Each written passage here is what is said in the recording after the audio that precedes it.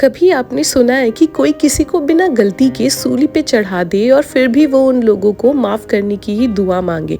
ऐसा ही कुछ हुआ था जीसस क्राइस्ट के साथ। एक रात गहरी थी, आसमान में हल्का सा चांद और हवा में एक अजीब सी खामोशी। एक बगीचा था जिसे कहते थे गेथसेमनी, और वहाँ एक आदमी अकेला बैठा था और वो थे जीसस क्राइस्ट। उनकी आंखों में शांति भी थी और एक गहरा दर्द भी। उन्हें पता था कि सुबह होने से पहले उनकी जिंदगी बदल जाएगी। जीसस कोई राजा नहीं थे, ना ही उनके पास कोई सेना थी।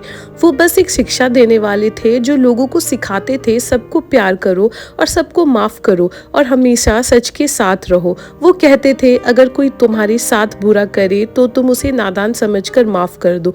सब लोग उन्हें सुनते थे और धीरे धीरे सब उनसे प्यार भी करने लगे थे, लेकिन हर कोई खुश नहीं था। कुछ पावरफुल लोग उनसे डरने लगे थे। उन्हें लगा ये आदमी लोगों को उनके खिलाफ कर रहा है, और फिर उनके खिलाफ एक साजिश रची गई। जीसस के 12 शिष्य थे जो उनके सबसे करीब थे, लेकिन उनमें से एक था जूडस। उसने धोखे से रात के अंधेरे में जीसस को पकड़वा दिया और उन पे इल्जाम लगवाया कि वो खुद को राजा समझते हैं और लोगों को भड़का रहे हैं।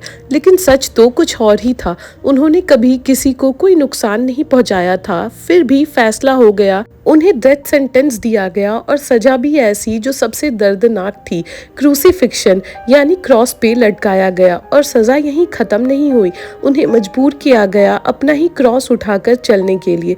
रास्ते भर कुछ लोग रो रहे थे, कुछ उनका मजाक उड़ा रहे थे। वो गिरते थे, उठते थे, लेकिन वो रुके नहीं। एक पहाड़ी थी जिसे कहते थे गोलगाथा, वहीं उन्हें क्रॉस पर चढ़ा दिया गया। उनके हाथों और पैरों पर कील ठोकी गई। दर्द इतना था कि कोई मामूली इंसान चीख उठता, लेकिन उन्होंने आसमान की तरफ देखा और कहा इन्हें माफ कर देना, ये नहीं जानते कि ये क्या कर रहे हैं। जिन्होंने उन्हें दर्द दिया उनके लिए भी वो दुआ करते गए। आसमान धीरे धीरे अंधेरा होता गया, जैसे वो भी रो रहा हो। जीसस अपनी गलतियों की वजह से नहीं, बल्कि हमारी गलतियों और हमारे पापों के लिए सूली पे चढ़े थे। उन्होंने दुनिया को एक ही चीज सिखाई कि प्यार सबसे बड़ा है और माफी सबसे पावरफुल।